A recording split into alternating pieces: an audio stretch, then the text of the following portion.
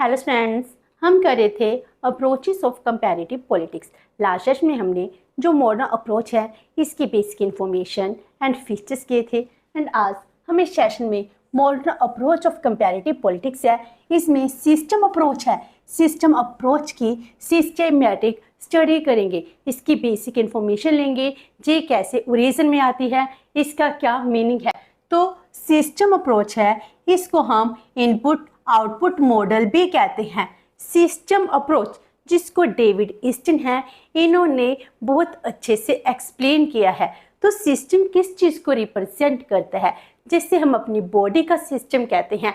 हमारी बॉडी के बहुत सी डिफरेंट पार्ट है, तो हर एक पार्ट अपना अपना काम करता है जिससे बॉडी का सिस्टम बनता है। उसी तरह पॉलिटिकल साइंस में जो कंपैरेटिव स्टडी है, पॉलिटिकल लाइफ एक सिस्टम की तरह वर्क करती है जिसमें बहुत से सब सिस्टम वर्क करते हैं। तो पॉलिटिकल सिस्टम एक बहुत बड़ा लार्ज सिस्टम बन जाता है जिसमें रिलीजियस ग्रुप है, कास्ट ग्रुप है, इसकी पॉपुलेशन, इकोनॉमिक ग्रुप, ये सभी क्या होते हैं, सब सिस्टम होते हैं। सब सिस्टम इसके अंडर वर्क करते हैं। इसको हम इनपुट आउटपुट मॉडल भी कह रहे हैं क्योंकि सिस्टम में जो छोटे छोटे से ग्रुप है वो कुछ डिमांड करते हैं, उसको इनपुट करते हैं एंड इसके बाद जो हमारा सिस्टम हमको आउटपुट देता है, जो रिजल्ट देता है, वो आउटपुट बन गया। तो इस तरह इनपुट आउट मॉडल क्या है, तो सिस्टम अप्रोच क्या है। तो system approach it states that a political life, political activities are a like a system. तो यही कह रहा है कि सिस्टम जैसे हमारी एक पॉलिटिकल लाइफ है, पॉलिटिकल एक्टिविटीज है, स्टेट है, स्टेट के वर्किंग है, स्टेट के ऑर्गन्स हैं, institutions, association, legal system, constitution, जिस सब किस में अंडर आते हैं, पॉलिटिकल लाइफ के अंडर आती है। जी सभी एक सिस्टम की तरह वर्क करता है as the system of human body works, जैसे ह्यूमन बॉडी का सिस्टम वर्क करता है। अगर हमारे एक सिस्टम में भी प्रॉब्लम आती है तो हमारी ह्यूमन बॉडी है पूरी तरह से हिल जाती है। इसी तरह अगर मान लो इकोनॉमिक ग्रुप में, इकोनॉमिक सिस्टम में चेंजेस आते हैं, इसका इम्पैक्ट पॉलिटिकल सिस्टम पर भी पड़ता है। तो जिस भी एक सिस्टम की तरह वर्क कर रहे हैं, जो सिस्टम अप्रोच है, ऐसा नहीं है कि इसको कंपैरेटिव पॉलिटिक्स में हमने सबसे पहले स्टडी की है। तो सिस्टम अप्रोच है, इसको अदर सब्जेक्ट्स हैं इसमें भी स्टडी किया जाता है। तो सबसे पहले इसको बायोलॉजी में स्टडी किया गया, उसके बाद एंथ्रोपोलॉजी में स्टडी किया गया, फिर सोशियोलॉजी में, साइकोलॉजी में, फिर उसके बाद 1960s में और 1950s में कह सकते हैं, इसके एंड और 60s की स्टार्टिंग में क्या होता है, हम पॉलिटिकल साइंस में भी सिस्टम अप्रोच को स्टडी करना स्टार्ट कर देते हैं। जो सिस्टम अप्रोच है इसके एडवोकेट्स कौन कौन से हैं, सिस्टम अप्रोच हम पढ़ते हैं, देखते हैं अदर सब्जेक्ट्स में सिस्टम अप्रोच है अच्छे से इम्प्लीमेंट हो चुकी है। तो इसको डेविड ईस्टन है बहुत अच्छे से एक्सप्लेन करते हैं, सिस्टम अप्रोच को समझते हैं। तो उनके जो 2 बुक्स हैं सबसे फेमस हैं, जिनमें पहली आती है दी पॉलिटिकल सिस्टम, जिनको उन्होंने 1953 में पब्लिश किया था। तो वो कहते हैं ये सब कुछ क्या है, एक पॉलिटिकल सिस्टम है। तो पॉलिटिकल सिस्टम की स्टडी करना जो बहुत ही इम्पोर्टेंट है, जिसमें अदर सब सिस्टम्स इंक्लूड हो जाते हैं। And A system analysis of political life, तो सिस्टम अप्रोच है तो सिस्टेमेटिकल एनालिसिस ऑफ पॉलिटिकल लाइफ। तभी तो हमने Here we write the political life। J political life किसने डिफाइन की थी, डेविड ईस्टन ने की थी। तो वो सारा कुछ एक्सप्लेन करते हैं अपनी इस बुक में, कैसे हमारा पॉलिटिकल सिस्टम है वर्क करता है। और इसके और भी सपोर्टर्स हैं, जैसे गैब्रियल आमंड हो गए, टैलकॉट पार्सन्स हो गए, मॉर्टन ए कैप्लन हैं, उन्होंने इंटरनेशनल पॉलिटिक्स में सिस्टम अप्रोच को स्टडी किया। तो इस तरह जैसे हम पॉलिटिकल साइंस में स्टडी कर रहे हैं, उसके बाद इंटरनेशनल पॉलिटिक्स आ गई, उसमें भी सिस्टमेटिक अप्रोच है, आगे फर्दर स्टडी होने लगती है। तो सिस्टम अप्रोच ऐसे वर्क करना स्टार्ट कर देती है।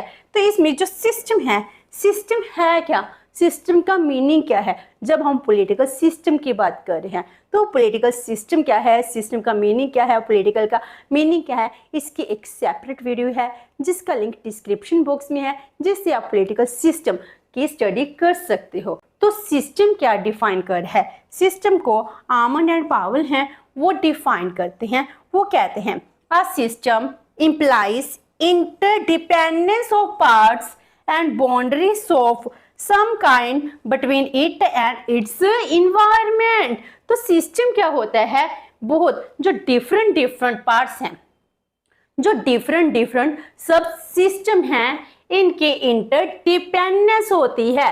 तो जैसे इकोनॉमिक सिस्टम है, इकोनॉमिक सिस्टम किसके साथ रिलेटेड है, पॉलिटिकल सिस्टम के साथ रिलेटेड है। पॉलिटिकल डिसीजन है जो इकोनॉमिक सिस्टम को इन्फ्लुएंस करते हैं। हमारी कंट्री में कितनी फॉरेन डायरेक्ट इन्वेस्टमेंट आएगी, इसका डिसीजन कौन लेता है, पॉलिटिकल सिस्टम लेता है। तो इस तरह जो डिफरेंट सिस्टम्स हैं वो क्या है, इंटरडिपेंडेंट है। कोई भी सिस्टम अलग अलग वर्क नहीं करता है। Political system, economic system, legal system, social system, ये सभी क्या होते हैं, इंटर रिलेटेड होते हैं। तो वो सिस्टम क्या होते हैं, interdependence of parts and boundaries of some kind. लेकिन इनकी कुछ बाउंड्रीज भी हैं। इकोनॉमिक सिस्टम में पॉलिटिकल सिस्टम कितना इंटरफेयर करेगा, सोशल सिस्टम में पॉलिटिकल सिस्टम कितना इंटरफेयर करेगा, इनकी कुछ बाउंड्रीज भी हैं। तो सम काइंड ऑफ बाउंड्रीज भी हैं between it and it's environment. तो एनवायरनमेंट, जिस एनवायरनमेंट में ये वर्क कर रहा है उसमें हम इसको स्टडी करते हैं। तो हर एक एनवायरनमेंट में हर एक सिस्टम के सब सिस्टम के साथ कोई रिलेशंस होते हैं एंड इनकी कुछ बाउंड्रीज भी होती हैं। तो इसी को सिस्टम डिफाइन करता है। जब हम सिस्टम की बात करते हैं, सिस्टम की कैरेक्टरिस्टिक्स क्या है, जो बहुत ही कॉम्प्रिहेंसिवनेस है, इसको हर एक पार्ट में हम स्टडी कर सकते हैं। हमारी अपनी लाइफ है, हमारी लाइफ में भी कहीं ना कहीं पॉलिटिकल सिस्टम है वो इंक्लूड हो जाता है। यूनिटी मीनिंग क्या हो गया कि जो सिस्टम के सब सिस्टम्स हैं वो क्या होते हैं, आपस में यूनाइट होते हैं। इकोनॉमिक सिस्टम हो गया, रिलीजियस सिस्टम हो गया, कास्ट सिस्टम हो गया, ग्रुप सिस्टम हो गया, जी सभी क्या हैं, आपस में यूनाइट होकर काम करते हैं। जितने भी ऑर्गेनाइजेशंस हैं, जितने भी ऑर्गन्स हैं, सभी एक होकर काम करते हैं, तभी तो हमारा सिस्टम है प्रॉपर वर्क करता है। तो अगर हम इसको कंपैरेटिव पॉलिटिक्स में मानते हैं तो पॉलिटिक्स क्या हो गया, रूल, अथॉरिटी, स्टेट्स के रूल के अकॉर्डिंग जी सिस्टम वर्क करता है, जिसमें हम हर एक सिस्टम अप्रोच की स्टडी कर हम पॉलिटिकल सिस्टम की स्टडी कर रहे हैं, जिसको हम अदर कंट्री के साथ कंपेयर भी करते हैं। तो इसमें हमने मीनिंग किया सिस्टम अप्रोच होती क्या है, इसके एडवोकेट्स एंड देन सिस्टम का मीनिंग। तो जो सिस्टम है, सिस्टम की मेन स्ट्रक्चर क्या है, तो सिस्टम अप्रोच हमने क्या तो दी, इसके स्ट्रक्चर में हम इसको 3 पार्ट्स में करते हैं। तो सबसे पहले क्या लेते हैं, authority, then regime, then political community, जो अपने ही एनवायरनमेंट में क्या करता है, काम करता है। जैसे हमने आमंड एंड पावल के अकॉर्डिंग किया था, जो भी हमारा सिस्टम है अपने एनवायरनमेंट में वर्क करता है, उसी तरह डिफरेंट कम्युनिटीज हैं, डिफरेंट रिजीम्स हैं, वो अपने अपने एनवायरनमेंट में वर्क करती हैं। तो इसमें सबसे पहले आता है अथॉरिटी। अथॉरिटी होती क्या है, it is the group of people जिसके पास लेजिटिमेट अथॉरिटी है, जो हमारे लिए लॉ बनाती है, उसको इम्प्लीमेंट करती है, लोगों की डिमांड देखती है, उसके अकॉर्डिंग ही डिसीजन लेती है। तो हुई हमारी अथॉरिटी। जैसे हम अपने पॉलिटिकल सिस्टम में बात करते हैं, जो हमारी सेंट्रल की गवर्नमेंट है, सेंट्रल गवर्नमेंट क्या करती है, हमारे लिए डिसीजन ले रही है। तो इसमें जितने भी मिनिस्टर्स हैं, कैबिनेट काउंसिल ऑफ मिनिस्टर्स हो गए, एंड इसके बाद जो प्राइम मिनिस्टर है, अगर हम स्टेट्स की बात करते हैं तो चीफ मिनिस्टर्स हैं, जिस सभी क्या है इनके पास अथॉरिटी है। एंड इसके बाद अगर हम लेजिस्लेचर के बाद एग्जीक्यूटिव की बात करते हैं, तो जो सिविल सर्वेंट्स हैं जिनको अथॉरिटी डेलीगेट हुई है, जो हमारे लिए काम करते हैं। तो सबसे पहले क्या आती है, अथॉरिटी आती है। अथॉरिटी क्या होती है, बहुत ही लिमिटेड होती है, कुछ ही पर्सन्स के पास अथॉरिटी होती है, जो हर एक पर्सन के लिए काम करती है। अथॉरिटी में कुछ पर्सन्स होते हैं।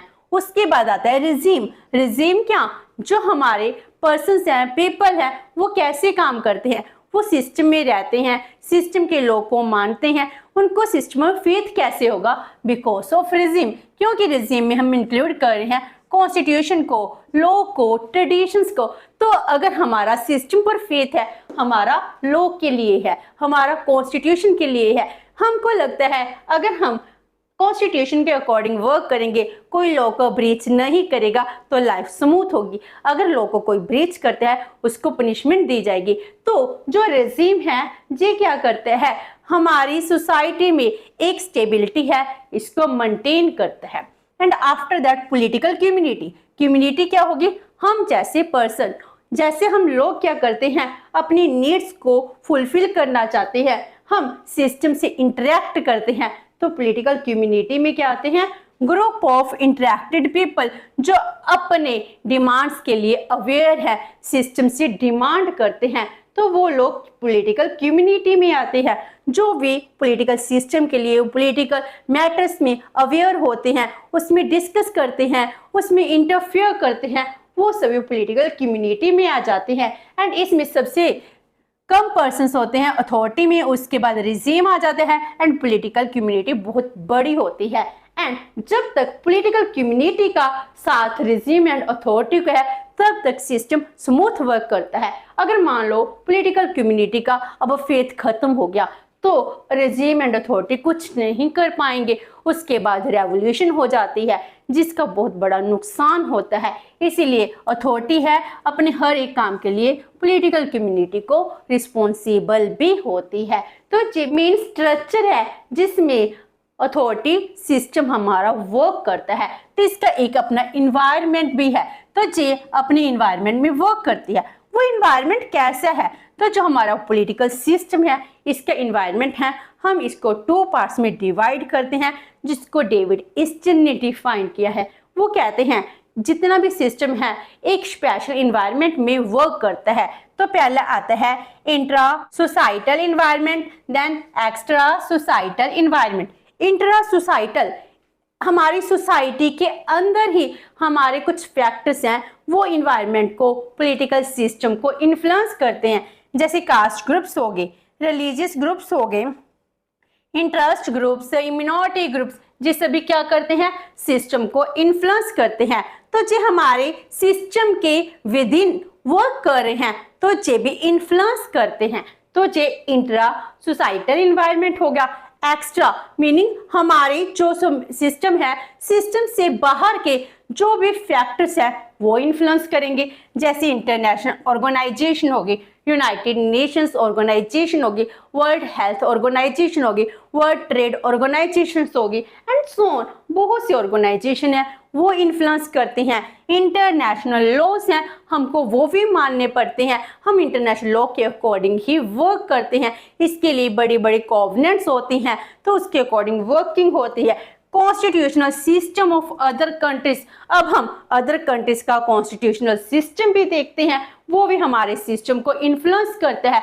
जो पॉलिटिकल कम्युनिटी है वो भी कंपेयर कर कर बताती है कि उस कंट्री में ऐसी है, हमारी कंट्री में ऐसी है, हमको कौन सा सिस्टम चाहिए। तो अदर कंट्रीज भी हमको क्या करती हैं?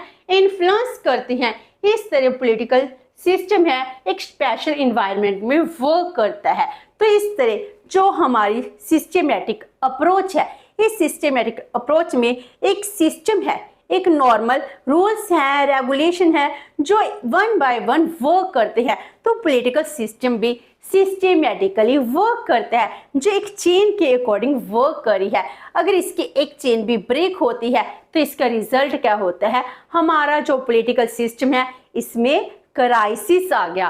तो इसीलिए इसको डेविड ईस्टन क्या कहते हैं? एक सिस्टमेटिकल अप्रोच है जो हर एक कंट्री में वर्क करती है, फिर हम इसको कंपेयर करते हैं। तो आज हमने सिस्टम अप्रोच की बेसिक इंफॉर्मेशन की है। नेक्स्ट सेशन में डेविड ईस्टन का इनपुट आउटपुट मॉडल जिसको सिस्टम अप्रोच कहते हैं वो करेंगे। होप सो कि आपको ये सेशन अच्छा लगा होगा। अगर आपकी कोई क्वेरी है तो post it comment box and video अच्छी लगी तो please like and share with your friends. Thank you so much and have a nice day.